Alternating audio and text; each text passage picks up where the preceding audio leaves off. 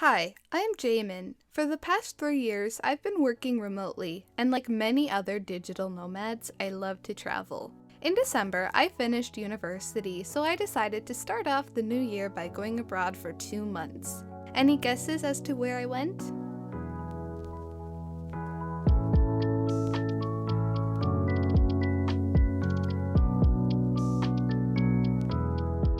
Yep, it was Mexico, more specifically in the central part of the country in a state called Querétaro.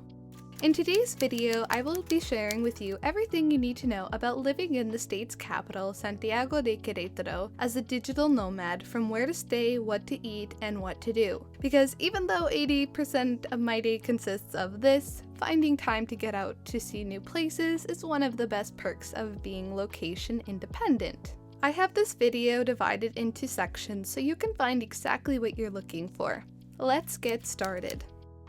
Querétaro has a small but international airport with flights going to and coming from major places like Mexico City and Houston. I was coming all the way from Canada, so my options were a bit limited. The cheapest option, besides taking the bus, was to go from Puerto Vallarta to Mexico City, then to Querétaro. I flew with Aeromexico, but it would be good to check out other airlines like TAR, Vivo Aerobus, and Volaris to see which one best fits your itinerary. When it comes to finding a place to rent, there are tons of options in Querétaro, from modern to historical and luxurious to budget-friendly. However, you're probably more concerned about one thing: the Wi-Fi. Personally, I am an online teacher, so having a private space with really good Wi-Fi is crucial. Spoiler alert, the internet speeds in Querétaro aren't exactly the greatest, which made finding the perfect place a little challenging.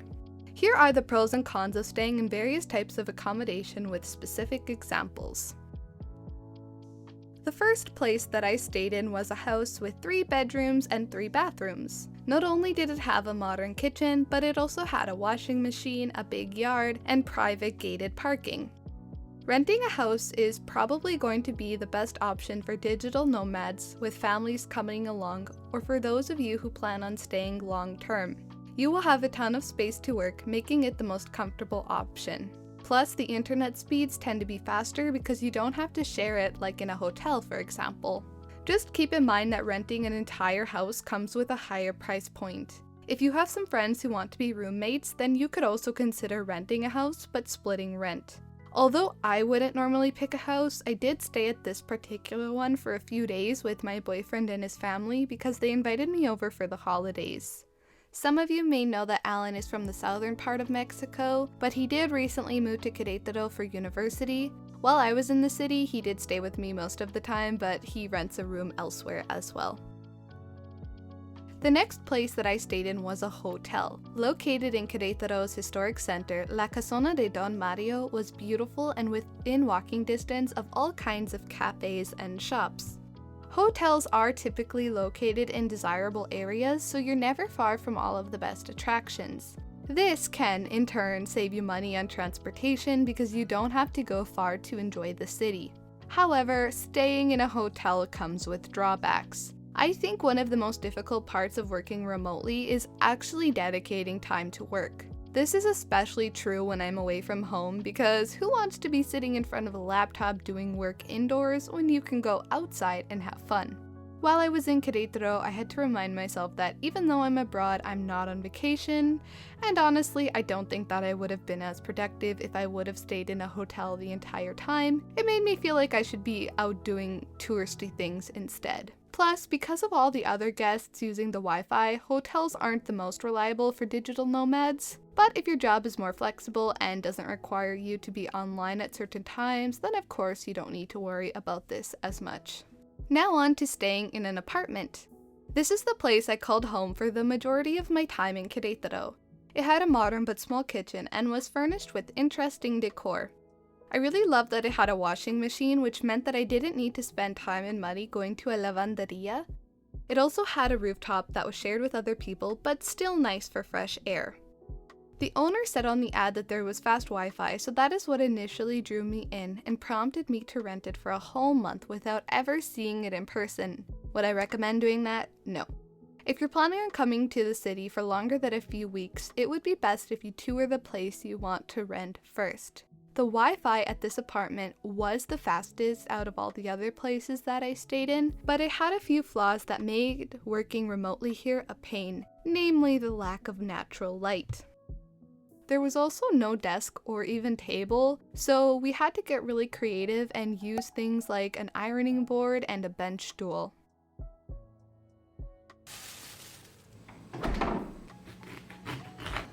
Whoever designed this place did not take into account that some people have thighs. It's so uncomfortable, oh my gosh. Honestly, I was so happy to be out of this place because even though it was modern and in a nice quiet area, I felt like I was in a cave all day. Staying in an apartment is the preferred option for many digital nomads because it allows you to have your own space to live comfortably and work. However, not every apartment is created equal. Keep in mind that you may need to give up a few things in order to get what you deem is more important unless you have a really high budget.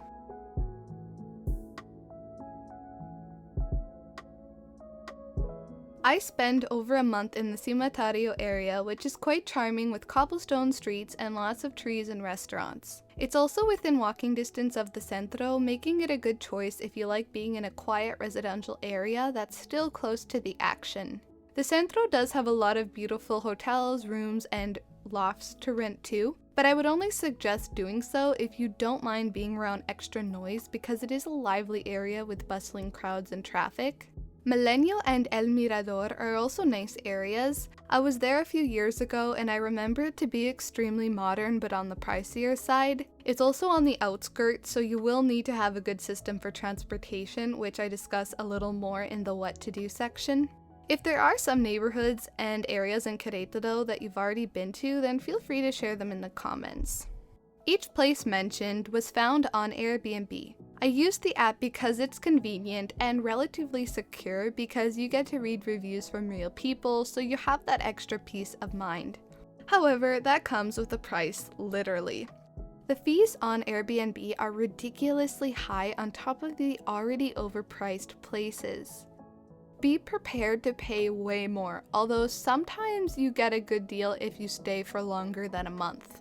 Instead of using Airbnb, you could try joining some Facebook groups dedicated to digital nomads or housing in Querétaro because you may find good deals. Just make sure to do your research and determine if the listing is legit. Tour the place first before sending money as well.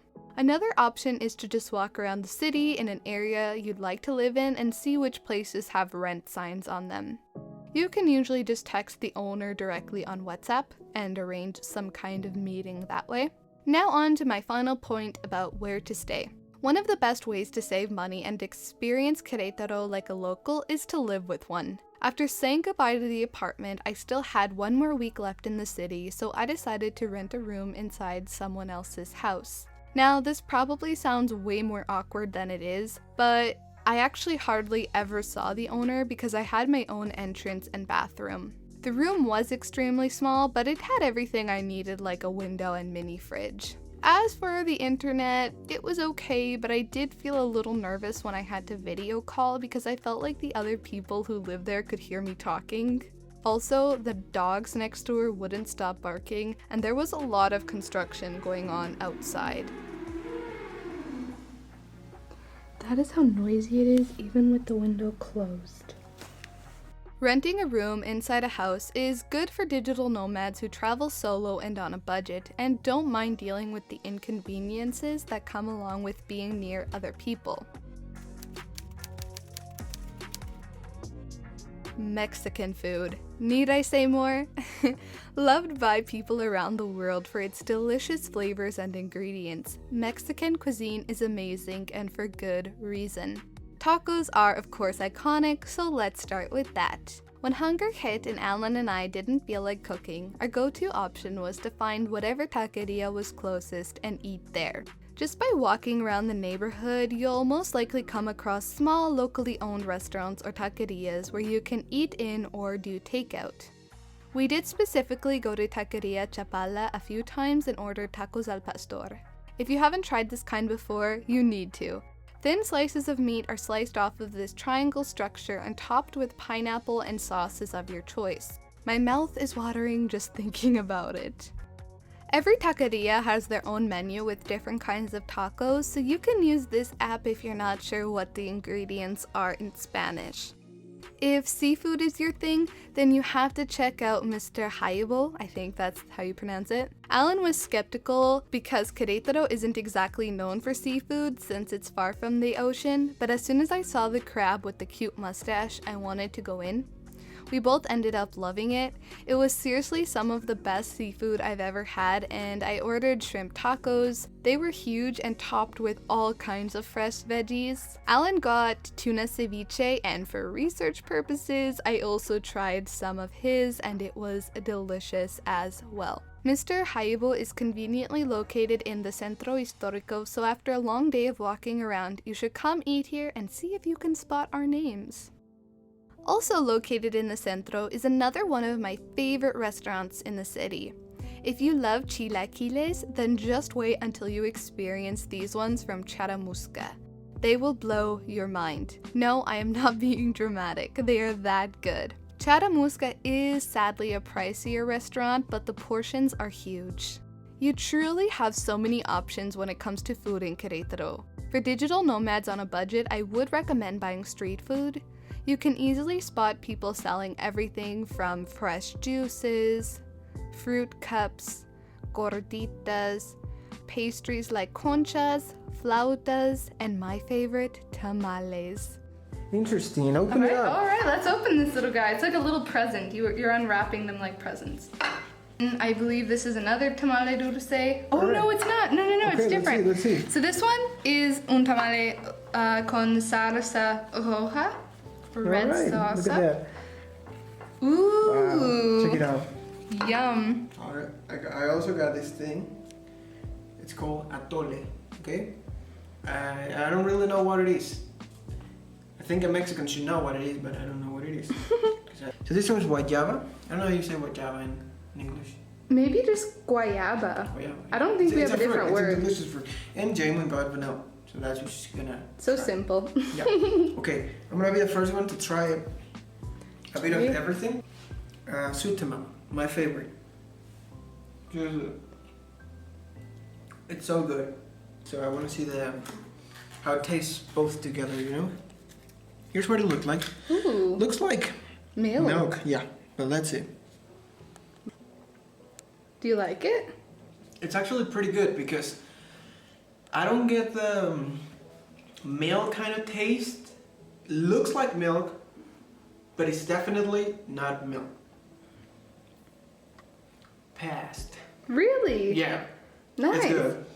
Although it's not as spicy as I would think. Mm-hmm. It does feel a little bit like hot somewhere there, but not too much. Yeah. So I give it 9 out of 10. Amazing.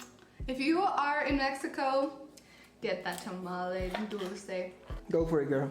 I've never tried this drink before. All right. It smells like Christmas. Okay. Just passed, but okay.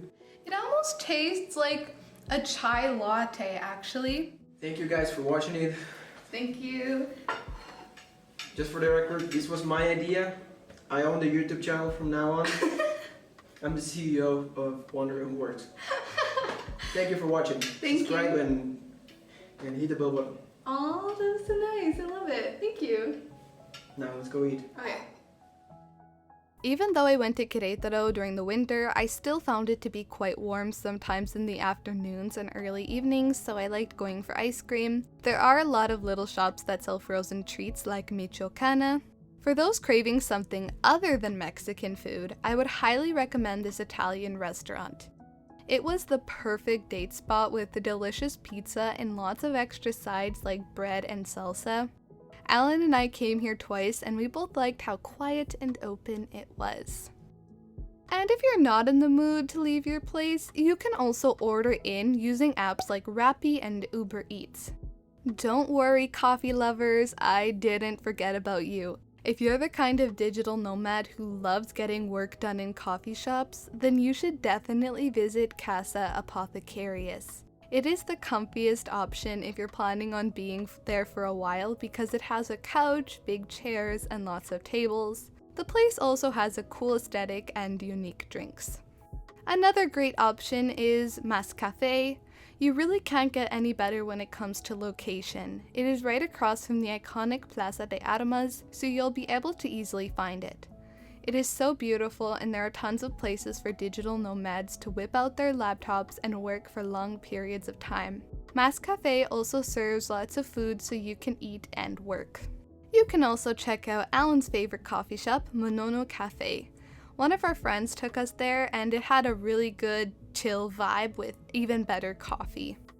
Now, you don't really need me telling you about Starbucks. We all know what it is. I did go there twice while living in Querétaro because it was the closest cafe to where I was staying in the apartment. As much as I would rather support local, it is a convenient spot for digital nomads, and you will see lots of other people from other countries working on their laptops as well.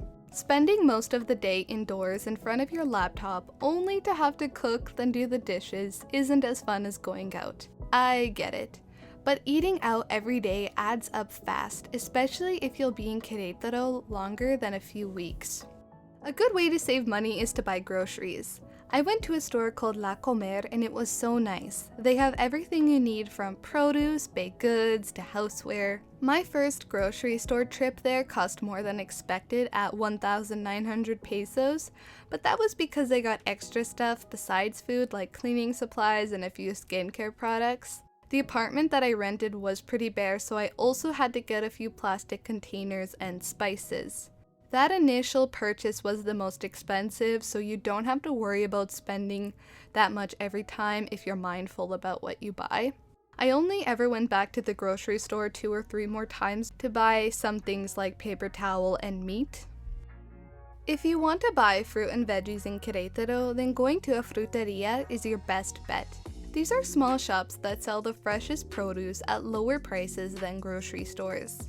For example, all of the avocados that I bought at La Comer were moldy, while these ones that I got from a nearby fruteria were perfect. Overall, I would highly recommend doing as much of your shopping as you can at a fruteria. Not only are they better for the environment because there's typically less packaging, but you also get to support local. I one time spent 15 minutes chatting with this sweet lady in Spanish at a fruteria and she gave me some extra oranges.